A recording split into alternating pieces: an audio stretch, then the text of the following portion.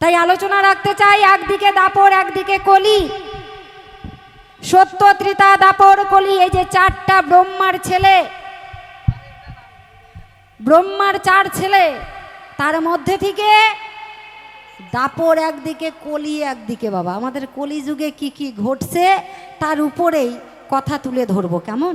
কারণ আমরা কলিযুগের মানুষ, তাই না? আমরা সকলে কলিযুগের মানুষ, তাই হরিনামকে এত বিশ্বাস করি। আবার বলেছে, কলিযুগে হরিনাম ঘরে ঘরে হইবে, নাচিয়া গাহিয়া জীব নরকে যাইবে। কারণটা কি বাবা? এই যে আমি ধ্বনি দিলাম নিতাই গৌর হরিবল, আচ্ছা গৌরকে না ডেকে নিতাই কেন বলি? এই যে একটা প্রশ্ন, যে গৌর হরিবল পরে বলি, অথচ বলি জয় জয় নিতাই গৌর সীতানাথ প্রেমানন্দে হরি হরি বলো। তাহলে নিতাইয়ের নামটা কেন আগে নেওয়া হয়? তাই তো বুঝলাম না কি বাবা। তাই তো আমরা কলিযুগের মানুষ। বলেছে, একবার কৃষ্ণ নামে যত পাপ হরে, জীবের কি সাধ্য আছে তত পাপ করে। আবার কলিযুগে ঘরে ঘরে হরি নাম গাহিবে, হইবে নাচিয়া গাহিয়া জীব ওই নরকেই যাইবে। কারণটা কি বাবা? হরি নামও করব, আবার নাচিয়া গাহিয়া আমরা ওই নরকেই ডুবে যাব। কারণটা তোমার কাছে জানতে চাই, কি বাবা হবে? একদিকে দাপর একদিকে কলি।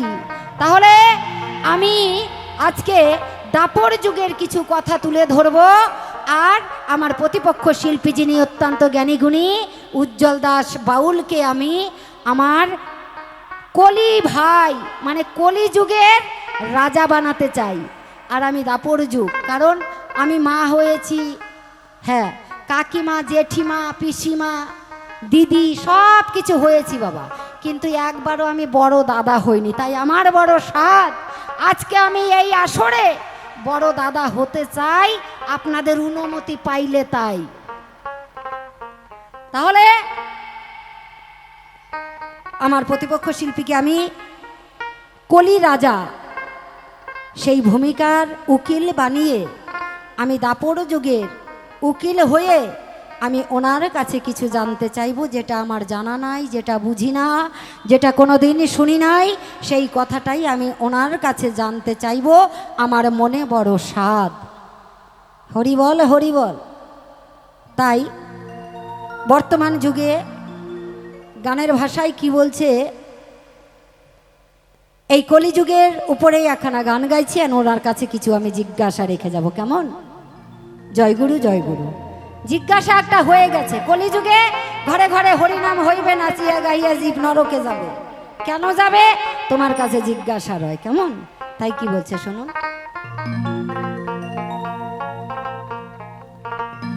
ওরে ঘরামির ঘরের চাল না,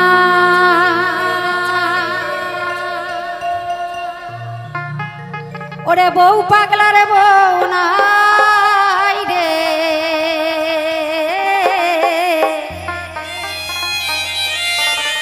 ওই দেখো ঘর নিজে হইল ঘর ছাড়া।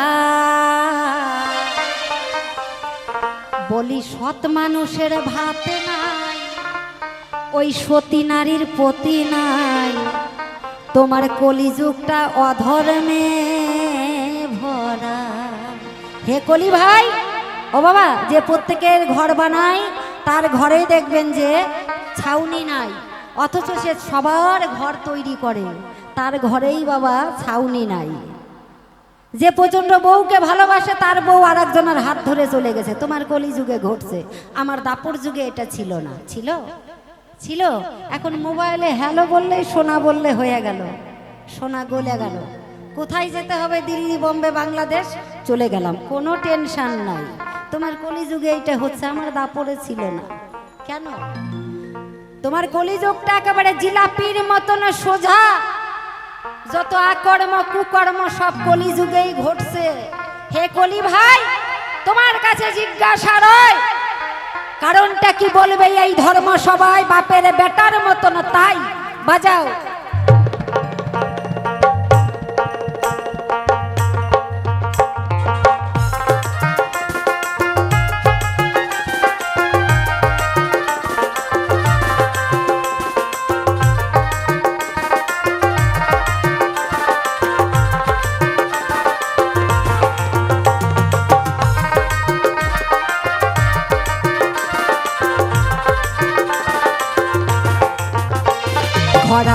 ঘরের চাল নাই, বউ পাগলার বউ নাই। ঘরামির ঘরের চাল নাই, বউ পাগলার বউ নাই। ঘর নিজে হইল ঘর ছাড়া, সৎ মানুষের ভাত নাই, সতী নারীর পতি নাই। সৎ মানুষের ভাত নাই, সতী নারীর পতি নাই। তোমার কলি যুগটা অধর্মে ভরা, ও তোমার কলি যুগটা অধর্মে ভরা। জয় জয় রাধা গোবিন্দ প্রেমানন্দে হরি বল হরি বল হরি বল।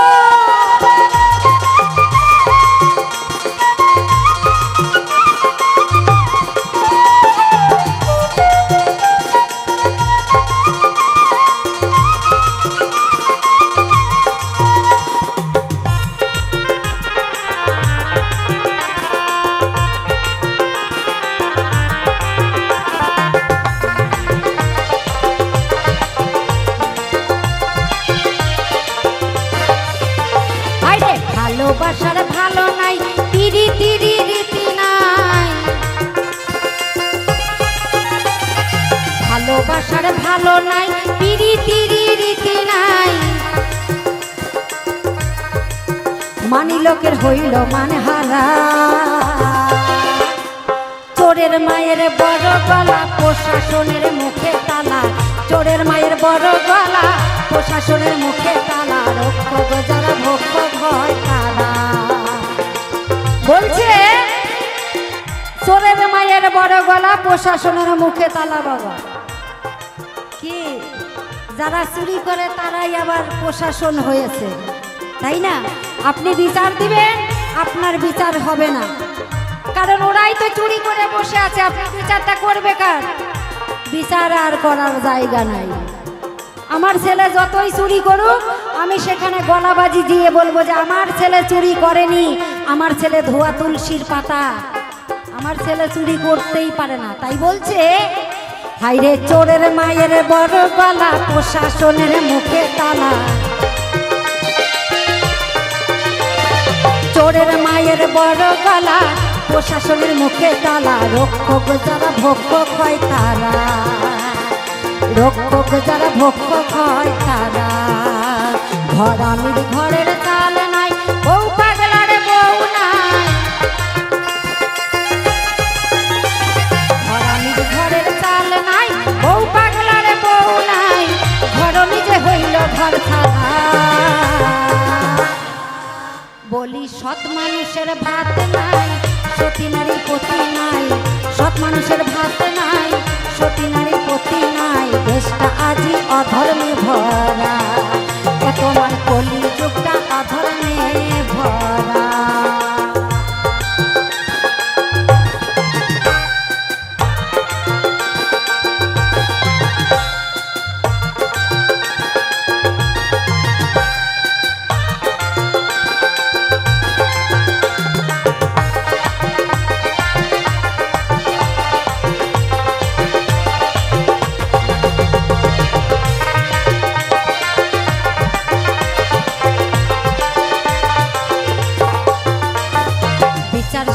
বিচার নাই, চাষির ঘরে সুখ নাই। বিচার সালাই বিচার নাই, চাষির ঘরে সুখ নাই। মজা মারে চা করে যারা। বলি হাসপাতালে দেখি তাই, রোগীর কাছে ডাক্তার নাই। হাসপাতালে দেখি তাই, রোগীর কাছে ডাক্তার নাই। নার্সিং হোমে ডিউটি দেয় তারা। আসতে বিচারশালায় বিচার নাই, চাষির ঘরে সুখ নাই। বাবা কি তাই তো? আমরা করোনাতে গামছা পেটে বেঁধে ভাত জল না খেয়ে মরছি। আর যারা চাকরি করে, মাস্টারি চাকরি, তারা এটিএমে যাচ্ছে আর টাকাও তুলছে, আর বউ ছেলে মেয়ে নিয়ে ফুর্তি করছে। কি করছে না? আর আমরা না খেয়ে মরছি। চাকরি করে যারা, তাদেরই মজা। হসপিটালে যেয়ে দেখেন আপনার পেট কেটে রেখে দিয়েছে, সেলাই করবে না, টাকা দেন 50,000 সেলাই করবে। বড় বড় ডাক্তাররা যারা, তারা নার্সিং হোম খুলে বসে আছে। আগে 1 লাখ টাকা জমা দেন, আপনার চিকিৎসা হবে, নইলে চিকিৎসা হবে না। কি তাই তো? কথাটা সত্যি না মিথ্যা? হ্যাঁ, বাস্তব কথা বললে পারে সবারই গায়ে জ্বালা ধরে বাবা। তাই গানে মহাজন বলছে, ওরে হাসপাতালে দেখি তাই রোগীর কাছে ডাক্তার নাই, হাসপাতালে দেখি তাই রোগীর কাছে ডাক্তার নাই। নার্সিংহোমে ডিউটি দেয় তারা, হাইরে নার্সিংহোমে ডিউটি দেয় তারা। ঘরামির ঘরের চাল নাই, বউ পাগলার বউ নাই।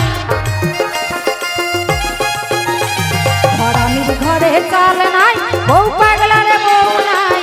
ঘর নিজে হইল ঘর ছাড়া।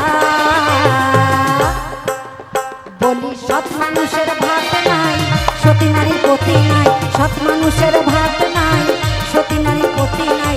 দেশটা আজি অধর্মে ভরা, ও তোমার কলিযুগটা অধর্মে ভরা। ও তোমার কলিযুগটা অধর্মে ভরা। ও তোমার কলিযুগটা অধর্মে ভরা। ও তোমার কলিযুগটা অধর্মে ভরা। ও তোমার কলিযুগটা অধর্মে ভরা। তোমার কলিযুগটা অধর্মে ভরা। শোনো শোনো ও কলি ভাই, আমি তোমারে জানাই, তোমার কাছে কিছু কথা আমি জানতে চাই।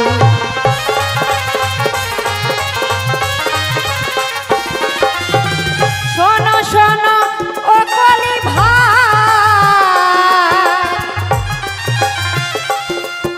আমি তোমারে জানাই, তোমার কলিযুগে এত অকর্ম কুকর্ম কেন হয় বলবে এই সভায়।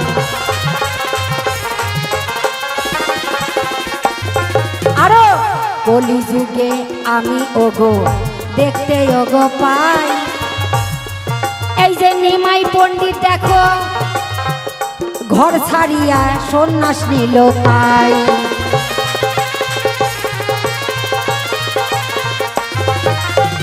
ও বাবা, যে শিক্ষা দেওয়ার জন্য কলিযুগে এসেছে, দাঁড়ে দাঁড়ে জীবকে শিক্ষা দেওয়ার জন্য এসেছে, কি শিক্ষা দিয়েছে? তোমার কলিযুগে নিমাই পণ্ডিত সে পাণ্ডত্য লাভ করেছে, তাহলে সেই নিমাই পণ্ডিত হয়ে মাকে বউকে ছেড়ে কি করে সে সন্ন্যাস ধর্ম পালন করে? তাহলে তুমি এই কলিযুগকে কি শিক্ষা দেওয়ার জন্য তুমি নদিয়াতে অবতীর্ণ হয়েছিলে? তোমার কাছে প্রথম জিজ্ঞাসা রয়, তুমি বাবার একমাত্র ছেলে, তোমার বয়স্ক মাকে দেখে, আচ্ছা তোমার যদি সন্ন্যাস নেওয়ার ধর্ম ছিল, তাহলে যখন লক্ষ্মীপ্রিয়াকে তুমি ঘরের বউ করে নিয়ে আসলে, তখন তুমি সন্ন্যাস কেন নিলে না? লক্ষ্মীপ্রিয়া যখন সাপের দংশনে মারা গেল, আবার তুমি বিষ্ণুপ্রিয়াকে বিয়ে করে নিয়ে এসে তুমি তারপরে কি করলে? ওরকম সতী সাবিত্রী ঘরে স্ত্রী রেখে, 14 বছরের স্ত্রীকে রেখে নিমাই পণ্ডিত কি করলেন? গৃহত্যাগী হলেন, সন্ন্যাস ধর্ম পালন করলে।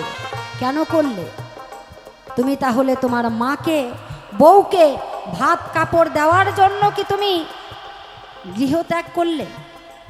কারণটা কি তোমার কাছে জানতে চাই। কখন বাবা একটা মানুষ কখন সংসার ছেড়ে যায়?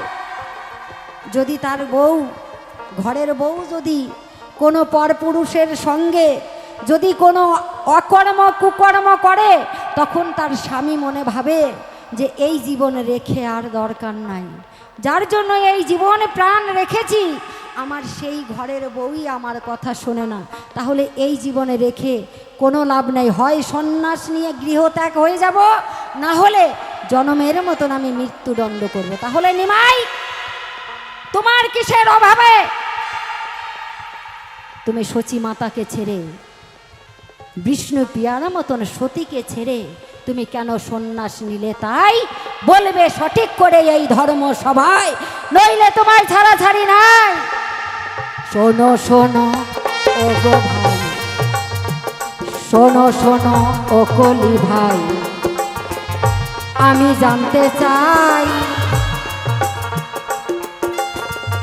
এই কলিযুগে সবকিছু মহা মহা হলো কেন? বলবে এই সভায়।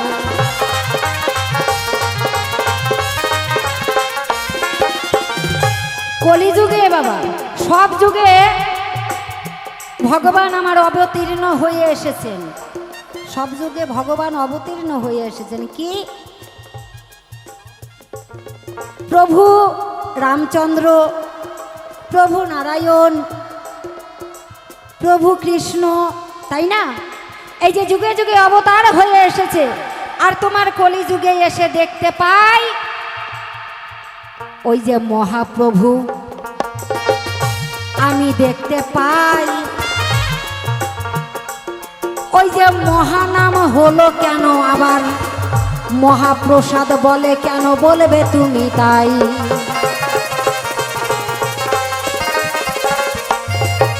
তোমার কলিযুগে এত মহা মহা কি করে হলো? কলি ভাই, তোমার কাছে আমার জিজ্ঞাসা রইল। আরো কিছু তোমার কাছে জানিবারই চাই, সঠিক সঠিক জবাব দেবে তুমি দ্বন্দ্ব মোহনায়।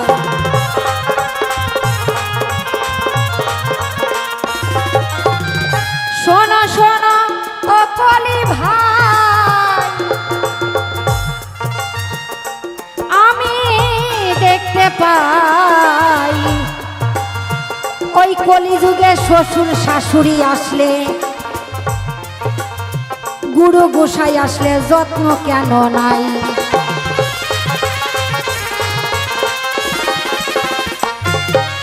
কলিযুগে দেখতে পাই বাবা, শ্বশুর শাশুড়ি যদি বাড়িতে আসে, বুঝলেন, বড় বড় রসগোল্লা, বড় বড় ইলিশ মাছ, খাসির মাংস। আর যদি গুরু গোসাই বাড়িতে আসে, গুরু গোসার জন্য খালি খেসারির ডাল আর কাঁচা কলা। গুরু গোসাই বাড়িতে আসলে খেসারির ডাল আর কাঁচা কলা, কারণটা কি গোসাই? হে কলি ভাই, তোমার কাছে আমার জিজ্ঞাসা রয়, শ্বশুর শাশুড়ি আসলে এত কিছু আয়োজন করো তাই, আর গুরু গোসাই আসলে কেন তার আদর যত্ন নাই, বলবে তুমি এই সভায়।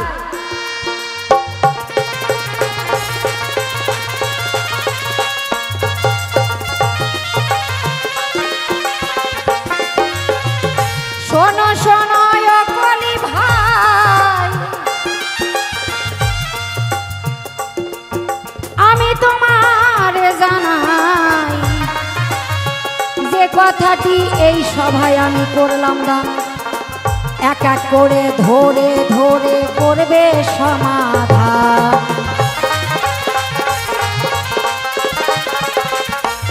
আমি এই পর্যন্ত করি ক্ষান্ত রাধা কান্তের শরীর, সাত বদনে ভক্ত বিন্দু বলুন হরি হরি। একবার নিতাই গৌর হরি বলে, হরি বলে, হরি বল।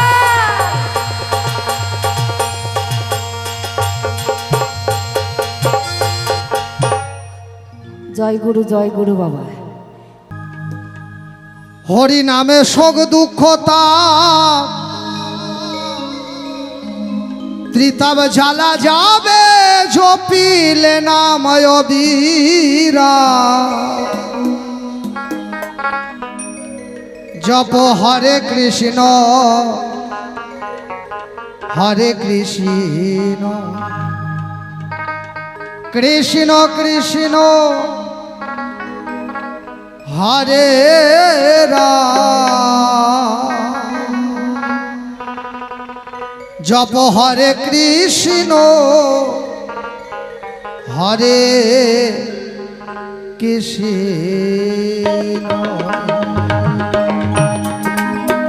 এই হরি নামে শোক দুঃখতা, ত্রিতাব জ্বালা যাবে শোক দুঃখতা। শোক দুঃখতা জ্বালা যাবে জপিলে নাম অবীরা। হরে কৃষ্ণ কৃষ্ণ কৃষ্ণ হরে রাম। হরে কৃষ্ণ হরে কৃষ্ণ।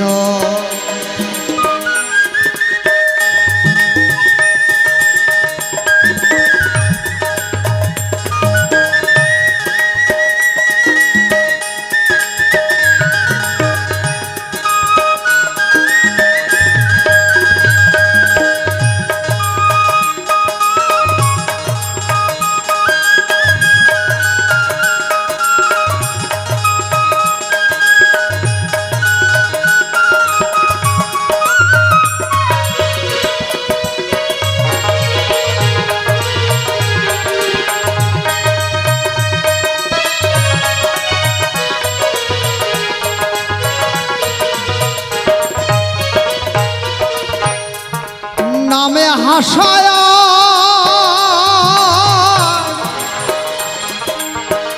আর হরি নামে কাদা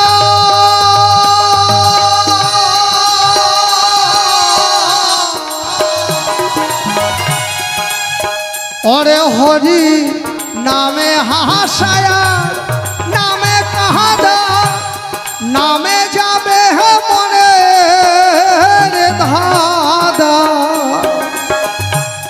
নামের মাঝে আছে বাধা চিত্ত বিনোদ রাধে শ্যাম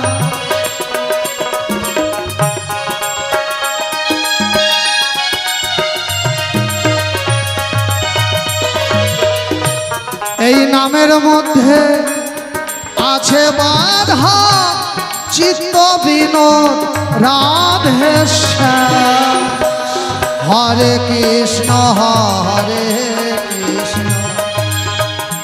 বলছে এই নামের মধ্যে আছে বাধা চিত্ত বিনোদ রাধে শ্যাম যেই নাম সেই কৃষ্ণ ভজন নিষ্ঠা করি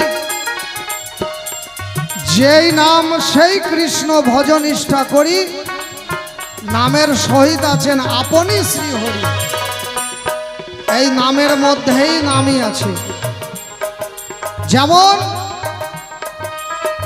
একটা বীজের মধ্যে বৃক্ষ আছে যায় না চোখে দেখা তেমন নামের মধ্যেই নামই আছে যুগল রূপে আঁকা একটা এতটুকু বটের বীজ সর্ষার দানার মতো তার মধ্যে গোটা বটের গাছটা লুকায় থাকে একটা এতটুকু আমের বিচি আমের বীজ তার মধ্যে গোটা আমের গাছটা লুকায় থাকে কোন রূপে থাকে সূক্ষ্ম রূপে থাকে যখন ওই বীজ মাটিতে পড়ে জল পড়ে আলো পড়ে আবহাওয়ার কারণে একদম পাতা নিয়ে গাছের জন্ম হয় তেমন এই নাম যখন এই হরি নাম যখন কেউ ভক্তি ভাব প্রেমের দ্বারায় ভক্তি ভাব প্রেমের দ্বারায় এবং নয়ন জলে পরিশন করে এই নাম যখন করবে তখন এই নামের মধ্য থেকে এই নামই বেরিয়ে আসবে তাই বললেন যেই নাম সেই কৃষ্ণ ভজন নিষ্ঠা করি নামের সহিত আছে আপনি শ্রীহরি বীজের মধ্যে বৃক্ষ থাকে যায় না চোখে দেখা নামের মধ্যেই নামই আছে যুগল রূপটি আঁকা তাই বলছে নামে হাসায় আর নামে কাঁদা নামে যাবে মনের ধাঁধা আবার নামের মাঝে আছে বাধা চিত্ত বিনোদ রাধে শ্যাম হরে কৃষ্ণ কৃষ্ণ কৃষ্ণ হরে রাম হরে কৃষ্ণ হরে কৃষ্ণ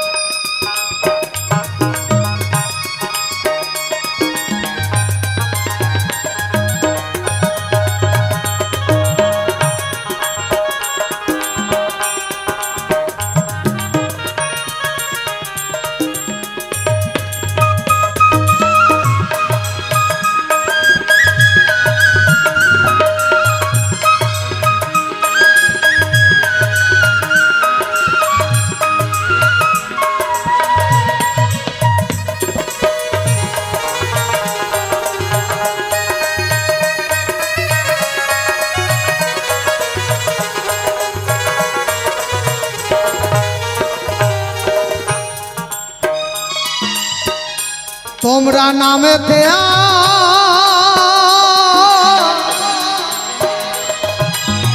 আরে প্রেমে মাতাবে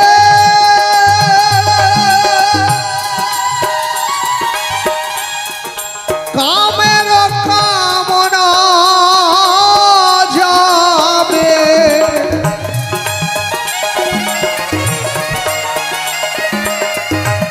এই নাম করলে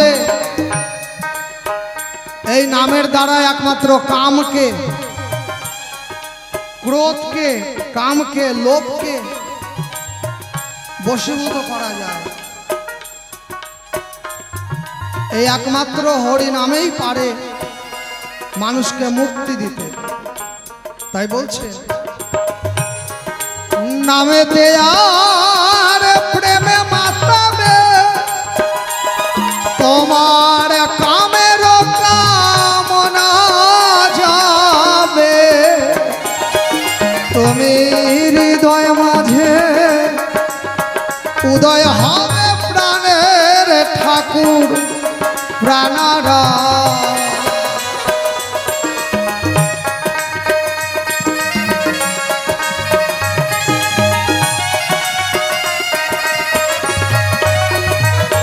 ওরে হৃদয় মাঝে উদয় হবে প্রাণের ঠাকুর প্রাণারাম।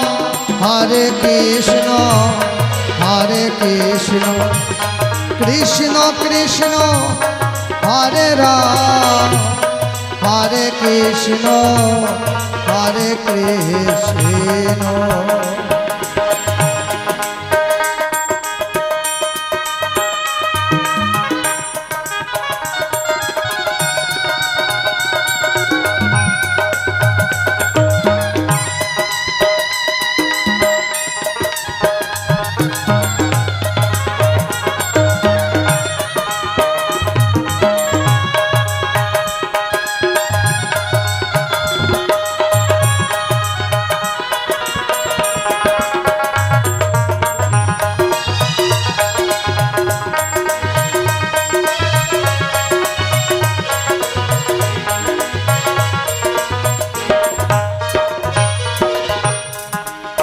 তোমার যাগযজ্ঞ আর ধর্মের বাঁধন,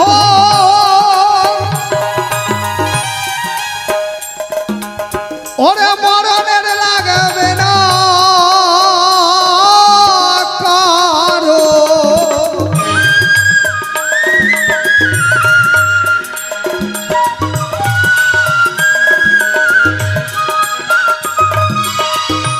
যত যাগযজ্ঞ যত পূজা পার্বণ করি না কেন,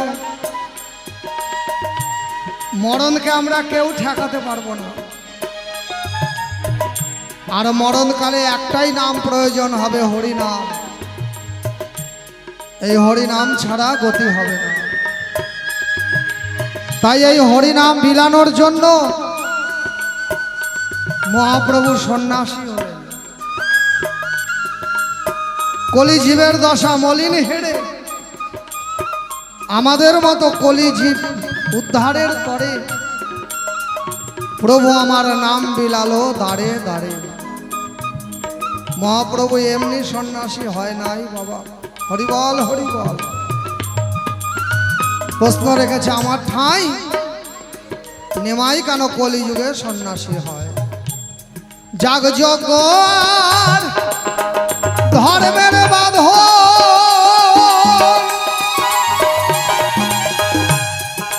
মরণের লাগবে না কারো।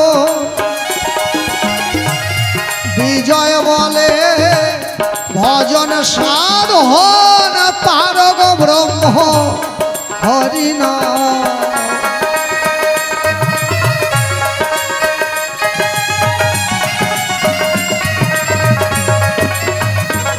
পাগল বিজয় বলে ভজন সাধন তারক ব্রহ্ম হরিনাম।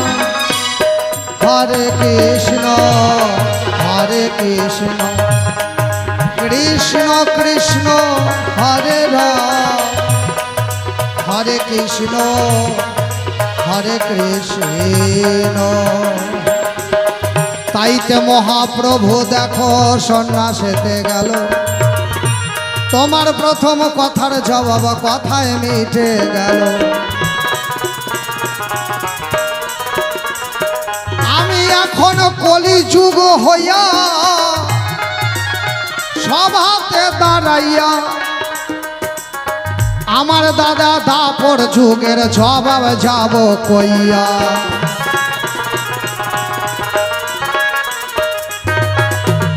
বলছে কলিযুগে সন্ন্যাস নাই, আসলেও তো কলিযুগে সন্ন্যাস নাই, গৃহী বৈষ্ণব আছে। কলিযুগে সন্ন্যাস নিলেও বউ ছাড়া যাবে না বলি সবার কাছে।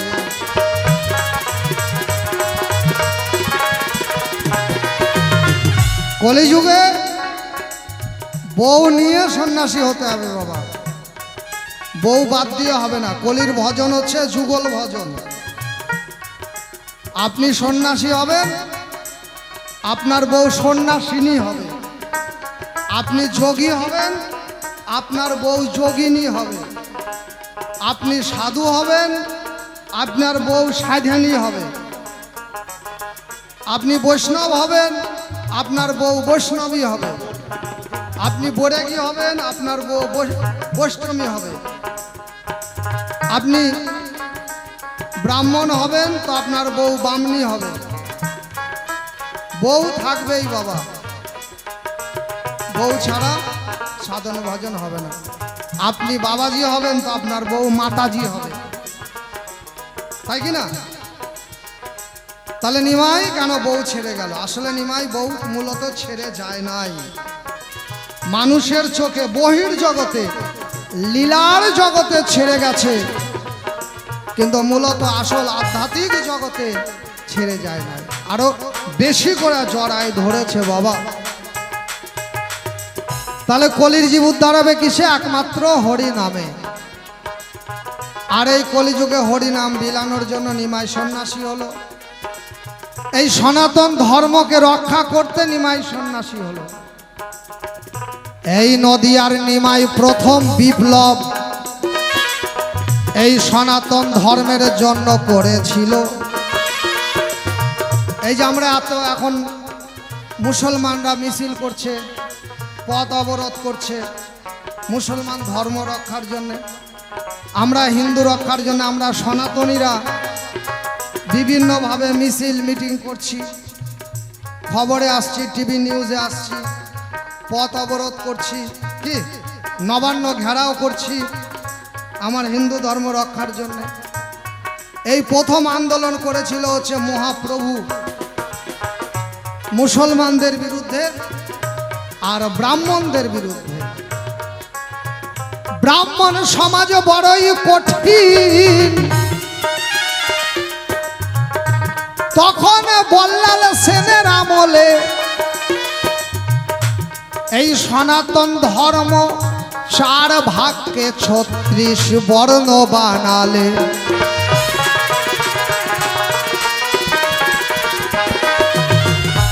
ব্রাহ্মণ, ক্ষত্রিয়, বৈশ্য, শূদ্র, 4টা সম্প্রদায়।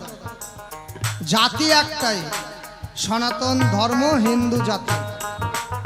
জাতি হচ্ছে হিন্দু, ধর্ম হচ্ছে সনাতন ধর্ম। এই সনাতন ধর্ম আর হিন্দু জাতির মধ্যে তো কেউ ছোট জাত, কেউ বড় জাত। কোনো শূদ্র ব্রাহ্মণের বাড়ি গেলে ব্রাহ্মণের বউ ঝাড় দিয়ে গোবর ছড়া দিবে, বুঝতে পেরেছেন? ভাত রেঁধে দিলে শূদ্রের বউ যদি ভাত রেঁধে দেয় তাহলে বামনি খাবে না, আবার যদি মুড়ি ভেজে দেয় তাহলে খাওয়া যাবে, বুঝতে পেরেছেন? কিরকম নিয়ম দেখেন। একজন শূদ্রের বউ সে ধান সিদ্ধ করে চাল বানায়, তারপরে ওই চাল দিয়ে মুড়ি ভেজে দিল, তখন খাওয়া যাবে। দোকান থেকে কিনে এনেও মুড়ি খাওয়া যাবে। কিন্তু যদি কোনো শূদ্রের বউ ভাত রান্না করে দেয় তাহলে ওটা ব্রাহ্মণের খাওয়া যাবে না। এই যে জাতের প্রকারভেদ, ছোট জাত, বড় জাত। শূদ্রদের ঠাকুর মন্দিরে যাওয়া যাবে না, ব্রাহ্মণদের শাড়িতে, ক্ষত্রিয়দের শাড়িতে দাঁড়ানো যাবে না, শূদ্রদের ছেলেপেলে স্কুল কলেজে পড়াশোনা করতে পারবে না। এরকম কিছু ব্রাহ্মণের অপ্রাসঙ্গিক নিয়ম বাবা, যেটা কোনো প্রসঙ্গের মধ্যে পড়ে না, কোনো নিয়মের, কোনো আইনের মধ্যে পড়ে না। গায়ের জোরামো বাবা, কারণ তখন তারা সমাজের কর্তা, তারাই তখনকার সমাজের গুরু, তখন তারা সমাজের পরিচালক, মহাপ্রভু দেখলো এভাবে হিন্দু ধর্ম থাকবে না, এই জাতা জাতির বেড়া মারতে আমার মহাপ্রভুর সন্ন্যাসেতে গেল। জাতি ধর্ম বর্ণ নির্বিশেষে মানবতার ধর্ম প্রচারিল।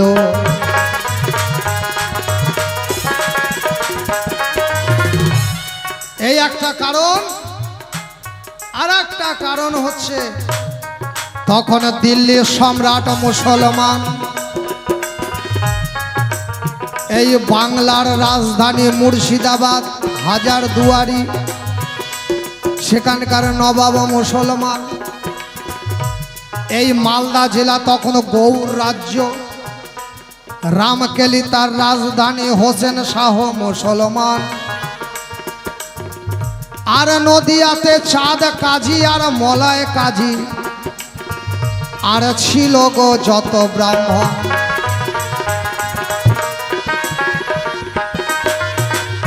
তখন এদিকে ব্রাহ্মণের চাপ, আর এদিকে মুসলমানেরা তখন দেশটাকে পরিচালনা করছিল।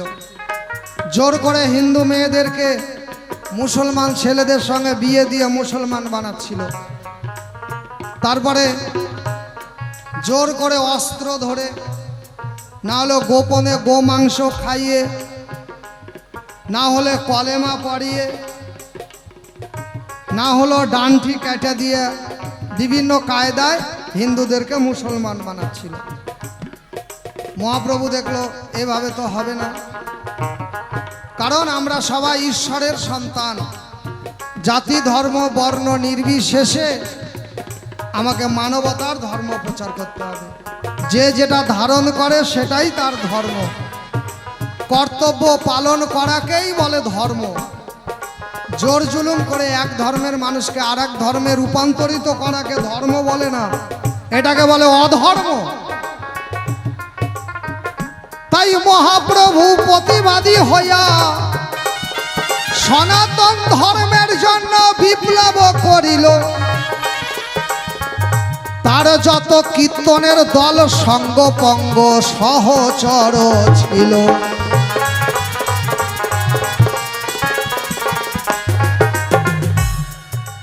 আর একটা কারণ বলি, তখন কিছু মায়াবাদী সন্ন্যাসী ব্রাহ্মণ, তারাও মায়াবাদী ব্রাহ্মণ, শঙ্করাচার্যপন্থী ব্রাহ্মণ, মায়াবাদী সন্ন্যাসী,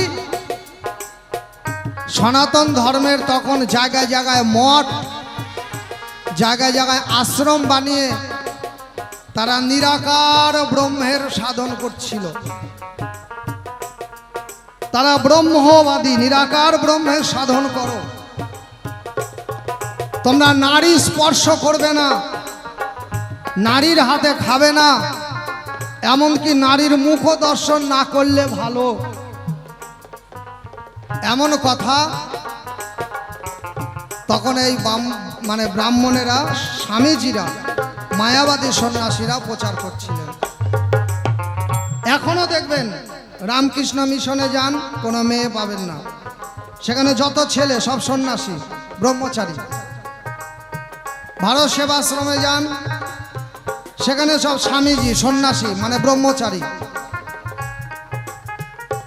রামকৃষ্ণ মিশনে যান, মঠে তো গেলেন, মিশনে যান, সেখানেও দেখবেন বেটা ছেলেরা সব ব্রহ্মচারী, মেয়ে ছেলে পাবেন না। ওখানে বেটা ছেলেরাই রান্না করে, বেটা ছেলেকেই খাবার দেয়, বেটা ছেলেরাই কাপড় কাচে, বেটা ছেলেরাই ঝাড়পোছ করে, বেটা ছেলেরাই ঠাকুরের মন্দিরের পূজা পাঠ সব করে, মানে সব তারা স্বামীজি নিরাকার ব্রহ্মের সাধন করে, সব ব্রহ্মচারী। আচ্ছা বলেন, এই মায়াবাদী সন্ন্যাসীদের, শঙ্করাচার্যপন্থী ব্রাহ্মণদের কথায় সবাই যদি নিরাকার ব্রহ্মের সাধনা শুরু করে, বিয়া না করে, তাহলে আর হিন্দু ধর্ম থাকবে কোথায়? আর আগামী 50 বছর পরে হিন্দু ধর্ম শেষ হয়ে যাবে, এই হিন্দুগুলো মরে।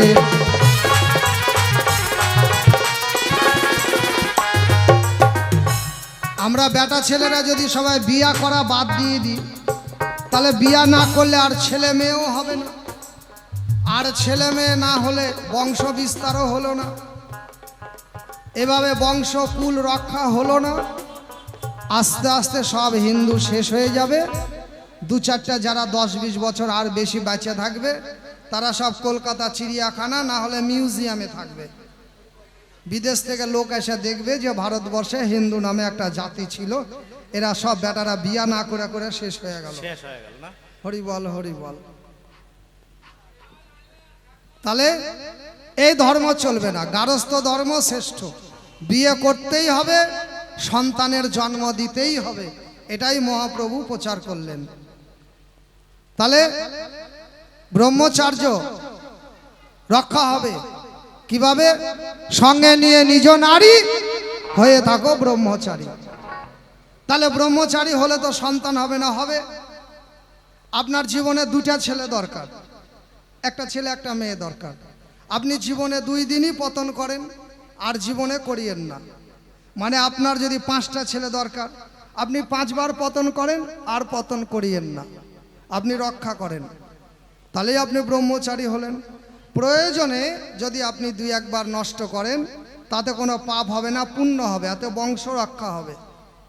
আর অকারণে যদি আপনি নষ্ট করতে থাকেন দৈনিক, বউ নাই তাও কত বেটা আছে নষ্ট করে বাবা, কেউ স্বপ্ন দেশে, কেউ মেশিন দিয়ে, কেউ বাবা অজাগা বেজাগা যায়, হরিবল হরিবল, কি আছে না অনেক বেটা ছেলে। তাহলে কি বলি আপনাদের ঠাই, এগুলো হচ্ছে মহাপাপ। আর আপনি যদি সৃষ্টি করেন তাহলে আপনার পাপ নাই। এই সৃষ্টির মধ্য দিয়ে স্বয়ং ব্রহ্মা প্রকাশ পেল এই ব্রহ্মাণ্ডে। স্বয়ং ব্রহ্মা, আপনার আত্মার বিকাশ ঘটলো আপনার পুত্রের মধ্যে। হরিবল হরিবল। তাহলে এটাতে কোনো অন্যায় অপরাধ হলো না। তাহলে বোঝা গেল, তাই এই ধর্মটাই প্রচার করলেন মহাপ্রভু আর নিত্যানন্দ। এই জন্য নিমাইকে সন্ন্যাসী হতে হলো। হরি বলো হরি বলো। বাজাও দেখি দাদা ভাই। যুগে যুগে ভগবান দেখো সংসারীর ঘরে আসে, তাই তো নিমাই সন্ন্যাসী হলো বলি তোমার পাশে। রাম এসেছিল সংসারীর ঘরে, কৃষ্ণ গৌরাঙ্গ মহাপ্রভু হরিচাঁদ অনুকূল চন্দ্র সবাই সংসারীর ঘরে আসে। তাই তো সংসার ধর্ম শ্রেষ্ঠ ধর্ম প্রচার করলেন দেশে।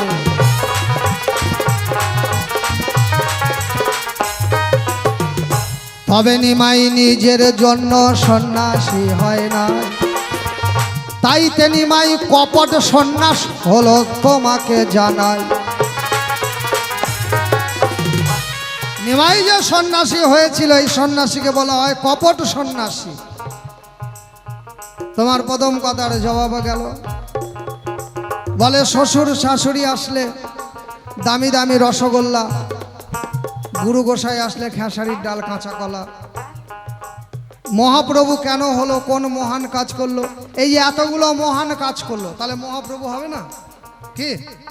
তারপরেও রাধা অঙ্গ কৃষ্ণ অঙ্গ, 2 অঙ্গ 1 অঙ্গ গৌরাঙ্গ। সব যুগে প্রভু একা, সব যুগে প্রভু একা। লক্ষ্মী আলাদা, নারায়ণ আলাদা, সীতা আলাদা, রাম আলাদা, রাধা আলাদা, কৃষ্ণ আলাদা। আর কলিযুগে রাধা কৃষ্ণ 2 অঙ্গ 1 অঙ্গ হয়ে আসলেন গৌরাঙ্গ। আর কিঞ্চিত অবতার হয়ে আসলেন গদাধর। কলিযুগে রাধা 2 ভাগে বিভক্ত, গদাধর রূপে আর গৌরাঙ্গ মহাপ্রভুর অঙ্গে। হরিবল হরিবল। তাই মহাপ্রভু হলো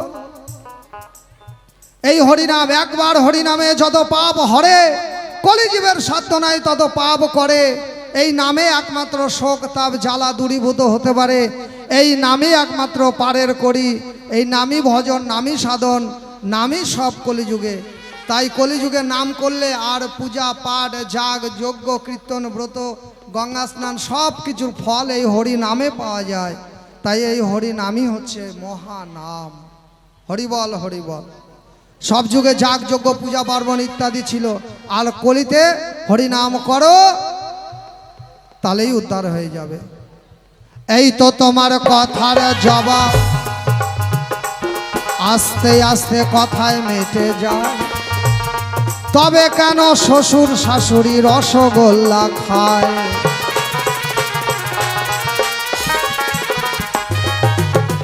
এই রসগোল্লা দিয়ে কোনো ঠাকুর দেবতার পূজা হয় না বাবা। রসগোল্লা দিয়ে কোনো ঠাকুর দেবতার পূজা হয় না। তবে রসগোল্লা দিয়ে কোন দেবতার পূজা হয় জানেন? এটা একমাত্র শ্বশুর দেবতার পূজা হয়, আর শাশুড়ি দেবীর পূজা হয়। শ্বশুরও তো দেবতার দেবী নাকি? শ্বশুর দেবতা, শাশুড়ি দেবী। এদের রসগোল্লা শালা সম্বন্ধী আসলে রসগোল্লা দিয়ে পূজা দিতে হয়।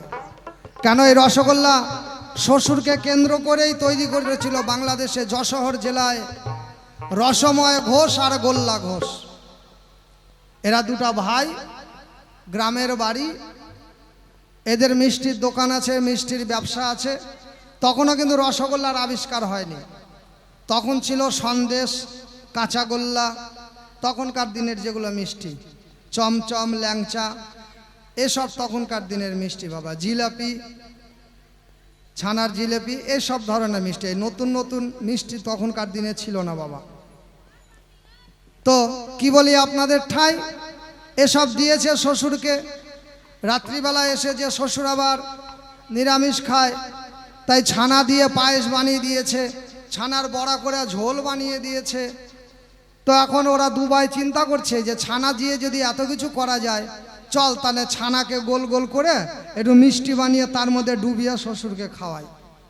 এবার চিনি দিয়ে শিরা বানিয়ে বাবা ওই ছানাকে গোল গোল করে দিয়ে ওতে গরম করে দিয়েছে। তো খেতেও আমায় দারুণ সুস্বাদু হয়েছে। তখন জিজ্ঞাসা করছে শ্বশুর মশাই আর শাশুড়ি ওই রসময়কে আর গোল্লা ঘোষকে, যেটা এই খাবারের নাম কি বাবা? তো এটা তো কেবল সৃষ্টি করলো, কি নাম দিবে? তো বলছে দাঁড়ান আমার বন্ধুর কাছে, ভাইয়ের কাছে জিজ্ঞাসা করি। দুজন মিলে যুক্তি করে একটা নাম দিল। বলল দেখ, আমি রসময় ঘোষ আর তোর নাম হচ্ছে গোল্লা ঘোষ, দুজনের নামটা মিলিয়ে দে। তুই রসময়, তোর রস নিয়ে নিলাম, আমি গোল্লা ঘোষের গোল্লা দিয়ে ওই শ্বশুরকে গিয়ে বল ওইটা রসগোল্লা। সেদিন থেকে ওইটার নাম হয়ে গেল রসগোল্লা। এই জন্য শ্বশুর শাশুড়ি আসলে বিয়ে বাদী কাজে রসগোল্লা লাগবেই। রসগোল্লা দিয়ে জামাই বরণ হবে, রসগোল্লা দিয়ে বউ বরণ হবে, বউ চুমন হবে। শ্বশুর বাড়িতে গেলে আগে মাটির হাঁড়িতে করে নিয়ে যেতাম, এখন ক্যারি ব্যাগে প্যাকেটে ভরে নিয়ে যাচ্ছি। কিন্তু রসগোল্লা লাগেই, যে কোনো বিয়েবাদী কাজে, বিয়ে শাদির কাজে লাগবেই, কারণ এটা শ্বশুরকে কেন্দ্র করেই মিষ্টিটার জন্ম। এই হচ্ছে মূল বিষয়। আর কোনো খাবার 3 বার আগুনের সংস্পর্শে গেলে সেইটা কোনো গুরু গোসাই সেবায় লাগে না, মনে রাখবেন। 3 বার যদি কোনো খাদ্য আগুনের সংস্পর্শে যায়, সেটা দিয়ে কোনো ভোগ হবে না। আর গুরু গোসাই, সাধুগুরু বৈষ্ণব যা খায়, যেটাই খাবে গোবিন্দের নামে, গুরুর নামে নিবেদন করে খাবে। এই জন্য 3 বার আগুনের সংস্পর্শে গেলে ওইটা, যেমন মুড়ি দিয়ে পূজা হয় না, কিন্তু খই দেওয়া হয়, তাই কি না? সিদ্ধ চালের ভাত করেন আর খিচুড়ি করেন, ওইটা ভোগে লাগবে না, কিন্তু আতপ চালের ভোগ বা চিরা ভোগ দিয়ে গোবিন্দের সেবা লাগবে। এই জন্য রসগোল্লা 3 বার আগুনের সংস্পর্শে যায়। একবার ছানা বাটাতে আগুনে যায়, তারপরে একবার চিনি সেরা করতে আগুনে যায়, চিনি তৈরি করতেও তাপ তৈরি দিতে হয়, তারপরে আবার দুটোকে একত্রিত করে জাল করতে হয়, তারপরে আবার মোটা শিরায় রসগোল্লা বানায় আবার পাতলা শিরার মধ্যে দিতে হয় বেচার জন্যে। এর এতগুলো কারণের জন্য বাবা অনেকবার আগুনের সংস্পর্শে যাওয়ায় গোবিন্দের সেবায় বা গুরু সেবায় লাগে না। আর গুরু সেবায় এই জন্য খেসারির ডাল আর কাঁচা কলা আসলে দিতে হয়। কারণ খেসারির ডাল এমন একটা খাবার, আপনি যদি খান আপনার অগ্নাশয় একদম পরিষ্কার হয়ে যাবে, পেট একদম ক্লিয়ার হয়ে যাবে। সত্যি, আগে যেমন আমরা খেসারির ডালের বড়া খেতাম কি না? তারপরে খেসারির ডাল রান্না করে খেতাম নিরামিষের দিনে, মটর খেতে ভালো লাগছে না, খেসারি বানায় খেতাম। তো এখন তো আর আমরা খেসারির ডাল খাই না, আমরা এখন ডিজিটাল যুগের লোক কিনা বাবা। এখন আমরা খেসারির ডাল খাওয়া ভুলে গেছি, ওই জন্য আমাদের এখন এত অসুখ বিসুখ। কি এখন ঘরে ঘরে অসুখ, গ্যাস, গ্যাস্ট্রিক, অম্বল, অজীর্ণতা, কোষ্ঠ কাঠিন্য, আমাশা, পেট ফোলা, বুক জ্বালা, কি এখন মানে পেটের রোগের শেষ নাই। কারণ ওই যে খেসারির ডাল কাঁচা কলা খাওয়া ভুলে গেছি, তাই খেসারির ডাল খাবেন রাত্রিবেলায়, দেখবেন খাওয়ার পরে ঘুমাবেন, পেটের মধ্যে ভুটভাট করবে, পেটের মধ্যে একটু হালকা মোচড় টোচড় দিবে, সকালবেলা পায়খানা যাবেন, দেখবেন একবারে পায়খানার প্যান ভর্তি করে হেগে আসবেন বাবা। হাগা দেখেই আপনার শান্তি লাগবে, ও হাগলাম রে, মন খুলে হাগলাম। কি হাগার উপরেই কিন্তু আপনার সারাদিনের শান্তি। সকালে যদি আপনার হাগা না হয় আপনার কিন্তু একদম শান্তি হবে না বাবা, শান্তি হবেই না। যতক্ষণ না আপনি মন খুলে হাঁকছেন আপনার খাওয়াও ঠিক হবে না। এই জন্য হাগার নাম রাখা হয়েছে পায়খানা। হাগার নাম রাখা হয়েছে পায়খানা, মানে ওইটা বাইর করলেই আপনি খাবার পাবেন, তার আগে পাচ্ছেন না, ওই জন্য ওইটার নাম হচ্ছে পায়খানা। পায়খানা মানে কি? পায়খানা, পায়খানা মানে খাবার পাচ্ছে। পায়খানা শব্দের আছে, পায় মানে পাচ্ছি, খানা মানে খাবার। তো গুইয়ের নাম আবার পায়খানা রাখলাম কেন? মানে ওটা বাই করলেই এদিক দিয়ে আবার পাবেন, এই জন্য শব্দের মানে আছে বাবা। তো এই জন্য গুরু গোসাইরা খেসারির ডাল খায়, খেয়ে দেখবেন 2 বার 4 বার 5 বার পাতলা পায়খানা করে পেট একদম পরিষ্কার হয়ে গেল। আর সাথে যদি কাঁচা গলা থাকে আবার নিজে নিজে কষা টাইট হয়ে গেল, ডাক্তারের ট্যাবলেট খাওয়া লাগলো না, গ্যাসের বড়িও লাগলো না, অটোমেটিক কারণে আপনার পেট অতিসার তন্ত্র হয়ে গেল, মানে পেটের যা কিছু ছিল পেটের তন্ত্র সব ফিল্টার হয়ে গেল। হরিবল হরিবল। এই জন্যে কোনো হাসপাতালে যাবেন, হাসপাতালে গিয়ে দেখবেন যদি 10,000 লোক থাকে তার মধ্যে 75% পাবেন মুসলমান। 10,000 75 মানে 7,500ই মুসলমান। যদি 100 পেশেন্ট থাকে তার মধ্যে 75টাই মুসলমান, কারণ তারা অতিরিক্ত মাছ মাংস এটা ওটা পচা গলা বিভিন্ন কিছু খায় বাবা, এটা মাইন্ডের কিছু নাই। এই যে করোনা মরোনা হলো না, ব্লাড ফ্লু অসুখ টসুখ আসলো, হিন্দুরা তো মুরগি খাওয়া ছেড়ে দিল। 20 টাকা 30 টাকা করে গোটা গোটা মুরগি বাবা, আতাউর চাচা রহিম চাচার বউ বাবা দৈনিক 3টা 4টা করে নিয়ে যায়। বাস্তব বলছে, আমার চোখের সামনে দিয়ে রায়পুরে। কি বলি আপনাদের ঠাঁই? তাহলে বলেন, আবার এত এত পেঁয়াজ রসুন, দৈনিক মাছ মাংস, কোনো বাজারে যদি 50 কেজি মাছ উঠে তার মধ্যে 35 কেজি ওরাই কিনে বাবা। এই জন্য ওদের এত রোগ ব্যাধিটা বেশি। হাসপাতাল আর কোর্ট একমাত্র চলছে ওদের জন্যই। কোর্টে যাবেন তাও দেখবেন 75% ওরাই, হাসপাতালে যাবেন ওরাই, আর বাকি 25%-এর মধ্যে বিভিন্ন সম্প্রদায় পাবেন, কিন্তু ওর মধ্যে একটা সাধু গুরু বৈষ্ণব পাবেন না। কথাটা কেন বললাম? যে ওর মধ্যে আপনি হালদার পাবেন, মজুমদার পাবেন, রায় পাবেন, বর্মন পাবেন, চ্যাটার্জি পাবেন, ব্যানার্জি পাবেন, দাস পাবেন, দাসী পাবেন, বিভিন্ন কিছু পাবেন, কিন্তু তার মধ্যে গিয়ে হাসপাতালে আর কোর্টে কোনো বৈষ্ণব বা কোনো মহন্ত বা কোনো গোস্বামী পাবেন না। কারণ তারা নিজের সাধন ভজনের দ্বারায় এই ভাঙা দেহকে চাঙ্গা রাখে, আর নিজের বিবেক বৈরাগ্যের দ্বারায় নিজের বিচার তারা নিজেই করে। তার জন্য তাদের যেতে হয় না কোর্ট কাছারির ঘরে, আর যেতে হয় না তাদের হাসপাতালের দুয়ারে। কেউ এটা মাইন্ড করবেন না বাবা, রাগ করবেন না। এর মধ্যে যদি কোনো শিক্ষা লুকায় থাকে তাহলে সেটা গ্রহণ করবেন, আর বাকিটা শিক্ষা না থাকলে ওটা আমায় আবার ঘুরাই দিয়ে বাড়ি নিয়ে যাব। হরিবল হরিবল। বাজাও দেখি দাদা ভাই, এই খেসারির ডালার কাঁচা কলার বিধান হয়। এই তো তোমার কথার জবাব কথাই হইয়া গেল, তাইতে আমার কলি যুগকে ধন্য বলা হলো। এই কলি যুগটা ধন্য হলো গো, ওগো মহাপ্রভু আর হরি নামের গুণে। তোমার ধারে সকল জবাব দিলাম আজ এইখানে। এইবার তোমার ধারে একটা প্রশ্ন আমি করতে চাই। একটা প্রশ্নের মধ্যে ওগো 2টা জিজ্ঞাসা রয়। তোমার যুগটা ভালো ছিল না,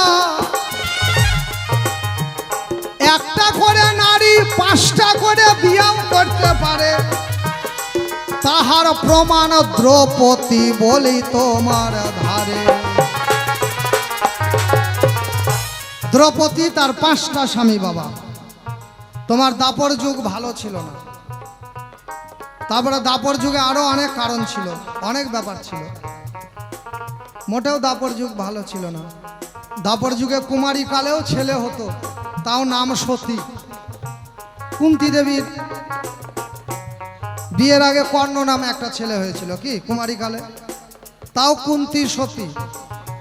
আমার কলিযুগে যদি কারো কুমারী বেলায় একটা মেয়ে ছেলে কিছু একটা হয়, কুমারী মেয়েদের যদি সন্তান হয়, তাহলে কি তাকে আমরা সতী বলবো? বলবো না। রীতিমতো তার বিচার হবে। সমাজ আছে, আইন আছে। কুমারী কালে কারো সন্তান হলে তার বিচার হবে, সমাজ ব্যবস্থা আছে। তোমার দাপর যুগে এটা ছিল না। কুমারী কালেও যদি কারো সন্তান হয় তাও সতী, যেমন দেবী কুন্তী পঞ্চসতী। কুন্তী, মন্দোদরী, তারা, অহল্যা, এদিকে দ্রৌপদী, এই যে পঞ্চসতী, এদের এক একজনের এক একটা বড় বড় হিস্টোরি বাবা। দ্রৌপদীর 5টা স্বামী, তারপরেও কেমনে সতী হয়? তাই তো বলি তোমার যুগটা মোটেও ভালো না।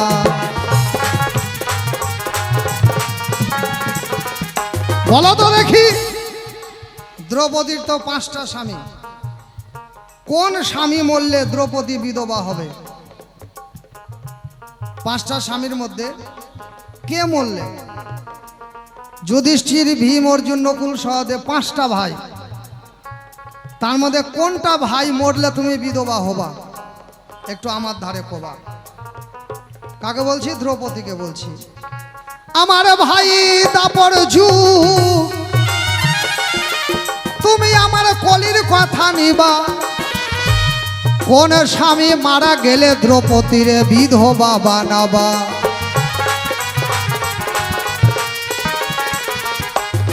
আর তবে বেশি কথা বলবো না, অল্পের মধ্যে ছেড়ে গেলাম কাব্য আলোচনা। তবে থাক, আরে বেশি কথা নাই প্রয়োজন, অল্পের মধ্যে তোমার কথা দিলাম সমাপন। তবে আর কেনই আমি বলি বেশি বলে কেনই আমি হতে যাব দোষী।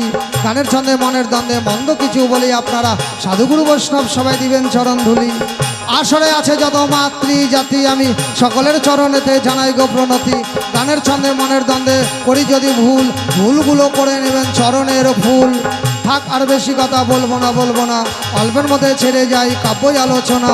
তবে আর বেশি কথা নাই প্রয়োজন, এইখানেই আমার কথা করলাম সমর্পণ। কমিটির আছে যত ভক্তবিন্দুগণ, কমিটির ভক্তরা জ্ঞানের মহাজন, তাদের জন্য আজ হচ্ছে বাউল গান। অনেক অনেক ধন্যবাদ তাদের জানালাম। আসরের সুন্দর মাইক সাউন্ড, যার কথায় আমি বলিতে বাউন্ড। আসরে সুন্দর মিউজিক সম্প্রদায়, অত্যন্ত ভালো ভালো মিউজিকও বাজায়। এইবার কমলিকা বিশ্বাস সবাই আসিবে, তারপর যুগ হইয়ায় আমার কথার জবাব দিবে। দেখি কোনভাবে দেয় তার কোন পরিচয়, কোনভাবে আমারও কথার জবাব দেয়। দ্রৌপদীর 5টা স্বামীয়োগ ছিল, তারপরে কেমন করে সতী হয়ে গেল? কুন্তীর বিয়ের আগে একটা ছেলে হয়, কেমন করে সতী হলো বলিবে সবাই। তবে থাক, আর বেশি কথা বলবো না, এখানে ভাবছি এখন ক্ষান্ত করবো কিনা। এইখানে করি কান্ত রাধা কান্তেশ্বরী, জয় জয় রাধা গোবিন্দ প্রেমানন্দ, সাধু গুরু বৈষ্ণব প্রেমানন্দ। একবার বলুন হরি হরি, হরি বল, হরি বল, হরি বল, হরি বল। আসছে এবার আমার বড় ভাই, দেখি কোনভাবে কোন কথার জবাবটা দিয়ে যায়।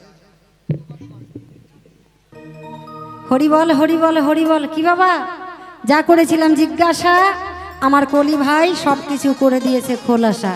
জবাবের কোনো রাখেনি অভাব। আবার তারপরে দিয়ে গেছে আমাকে বড় ভাইকে আবার চাপান দিয়ে গেছে। কেন ভাবছে টাকা তুমিও নিবা আমিও নেব, তাহলে তুমি আমাকে শুধু জিজ্ঞাসা রাখবা আর আমি কেন তোমাকে ছেড়ে দেব? কায়দা আছে, বুঝলেন বাবা, বিশাল কায়দা আছে। হরি বল, হরি বল। তাই যা করেছে জিজ্ঞাসা এক এক করে ধরে ধরে করব তার খোলাসা। কেমন? তোমার দাপর যুগটা ভালো ছিল না, তাই না? দাপর যুগটা ভালো ছিল না। কেন? দাপর যুগে দ্রৌপদীর কেন পঞ্চস্বামী হলো? তাহলে তোমার দাপর যুগ কেমন করে ভালো হলো? এই কথাটা বলবে তুমি এই আসরে। ভালো, বেশ। শোনো শোনো ও কলি ভাই, আমি তোমারে জানাই, যাহা কিছু জিজ্ঞেস করলে তুমি এই ধর্ম সভায়।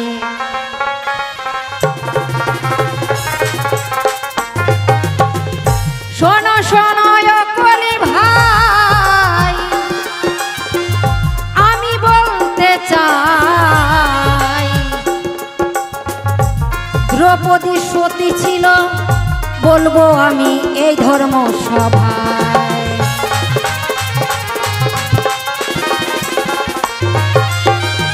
দ্রৌপদী শিবের আরাধনা করতো বাবা, শিবের ব্রত করতো। বছর বছর আমরা মায়েরা বাবারা সকলে শিবের ব্রত করি।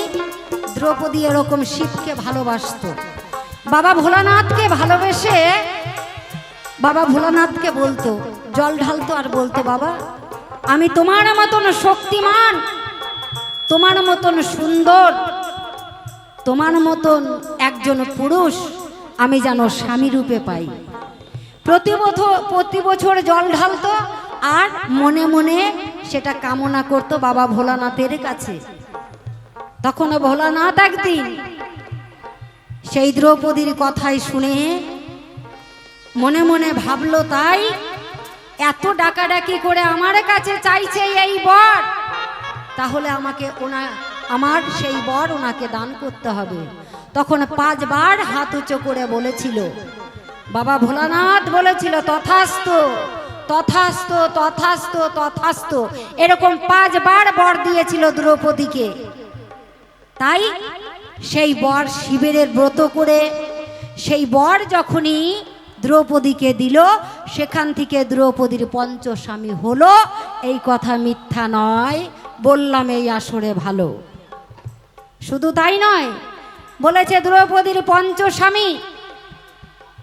পঞ্চস্বামীর কোন স্বামী মারা গেলে পারে দ্রৌপদী বিধবা হলো? ও বাবা, পঞ্চস্বামীর কোন স্বামী মরলে দ্রৌপদী বিধবা হলো?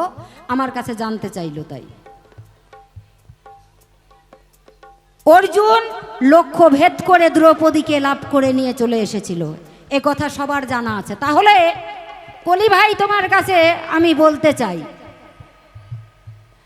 4 স্বামী মরে গেলে তাতে দ্রৌপদী বিধবা হয় না। একা অর্জুন যেদিন মারা যাবে সেই দিন আমার দ্রৌপদী সেদিন থেকে বিধবা হবে।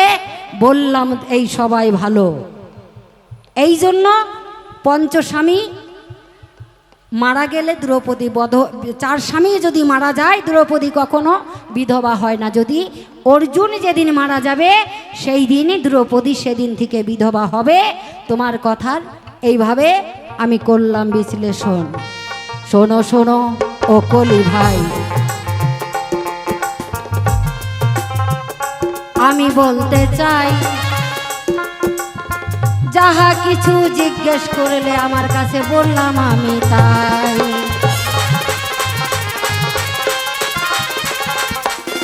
আমি এই পর্যন্ত অল্পে অল্পে গল্পে গল্পে সারি 7 বদনে ভক্ত বিন্দু বলুন হরি হরি হরি বল হরি বল হরি বল হরি বল হরি বল। তাহলে যা কিছু জিজ্ঞাসা ছিল 2খানা বাবা করলাম তার সমাধান। কলিযুগে আমি জিজ্ঞাসা করেছিলাম কলিযুগ ধন্য কিসে। তো আবার আমার কলি ভাইকে বলছি, কলিযুগের আসল ধর্মটা কি বাবা? কোন যুগে মানে কোন কর্মের ফলে কলিযুগ উদ্ধার হয়ে যাবে? তাই তোমার কাছে আমার জিজ্ঞাসা রয়, কোন কর্মে আমরা কলিযুগের সকল মানুষ সকল জীব উদ্ধার হয়ে যাবে? সেই জিনিসটা কি বাবা? কিসে আমরা কলিযুগ উদ্ধার হয়ে যাব? তোমার কাছে আমার জিজ্ঞাসা রয়, আসল ধর্মটা কি কলিযুগের? তুমি বলবে তাই। বাবা আমরা সবাই আজকে কলির ধর্ম করব বাবা। আজকে আমরা এখানে যতজন আছি সবাই আমরা আজকে কলির ধর্ম করতে চাই। তাহলে কলির ধর্ম কি? কলির আসল ধর্ম হচ্ছে নামে রুচি, আচ্ছা, আর জীবে দয়া, আচ্ছা, আর বৈষ্ণব সেবন। তাই আমাদের হরি নাম শুধু নাম থাকলে হবে না, নামের প্রতি শ্রদ্ধা থাকতে হবে। নাম করলে হবে না, নামের প্রতি শ্রদ্ধা ভক্তি নিষ্ঠা থাকতে হবে। তাহলে আর- ভগবানকে লাভ করা যাবে। হ্যাঁ, এটা আসল ধর্ম। ওমা আর সকলে মিলে ভগবানের নিষ্ঠাভাবে আমার দয়ালকে ডাকতে হবে, তাহলেই কলির জীব সব উদ্ধার হয়ে যাবেন। আর জীবে দয়া, আমার মধ্যে আপনার মধ্যে জীব আছে, সেই জীবকে দয়া করতে হবে। মানে পিতৃসত্তা বস্তুকে রক্ষা করতে হবে। যারা রক্ষা করে পিতৃধন তারা বাপের বেটা বিচক্ষণ, আর যারা নষ্ট করে পিতৃধন ভবে তারা বড় বড় অভাজন। পিতৃধনের উপরে বিরাজ করে আমার হরিধন, নিয়ে রাসেশ্বরী রাস বিহারী লীলা করে সর্বক্ষণ। জয় জয় নিতাই রাধা গৌর হরি বল, হরি বল, হরি বল। তাহলে নামে রুচি হলো, জীবে দয়া হলো, আর বৈষ্ণব সেবা। আচ্ছা, তাহলে জীবের দয়া হলো, জীবকে দয়া করতে হবে। এখন দেখা গেল বাবা একটা কাল নাগিন সাপ চলে আসলো, ওটাও কিন্তু জীব। আচ্ছা, ওকে যদি আপনি দুধ কলা দিয়ে সামনে যে দাঁড়ান, আপনাকে ছেড়ে দেবে না আপনাকে কামড়ে দেবে, কোনটা? তাহলে আমার কলি ভাই বলছে জীবকে দয়া করো। সাপও তো একটা জীব, কি? অবশ্যই তাহলে বলেছে আমার মধ্যে আপনার মধ্যে যে জীব আছে বাবা, সেই জীবকে রক্ষা করতে বলেছে। আচ্ছা আচ্ছা আচ্ছা, জীবনী শক্তিকে রক্ষা করতে বলেছে। আর বলেছে নামে রুচি জীবে দেওয়া বৈষ্ণব সেবন। সাধুগুরু বৈষ্ণবের সেবা দিতে হবে, সেবার উপরে ধর্ম নয়। সেবা আদি সেবামূল, সেবায় রাখে জাতিকুল, সেবাই শ্রেষ্ঠ ধর্ম। বাজাও দেখি দাদা ভাই। ওরে নামে রুচি জীবে দয়া বৈষ্ণব সেবন, ইহা ভিন্ন ধর্ম নাই শোনো সনাতন। অঙ্গে মাখো মাখো রে বৃন্দাবনের ধুলা, অঙ্গে মাখো মাখো রে এই না ব্রজের ধুলা। তাই এইখানে আছে যত ভক্তবিন্দুগণ, সবাই আমরা কলির ধর্ম করিব এখন। তাই বৈষ্ণব সেবার জন্য কিছু করতে হবে দান, তবেই হবে কলির ধর্ম সবাই জানালাম। অঙ্গে মাখো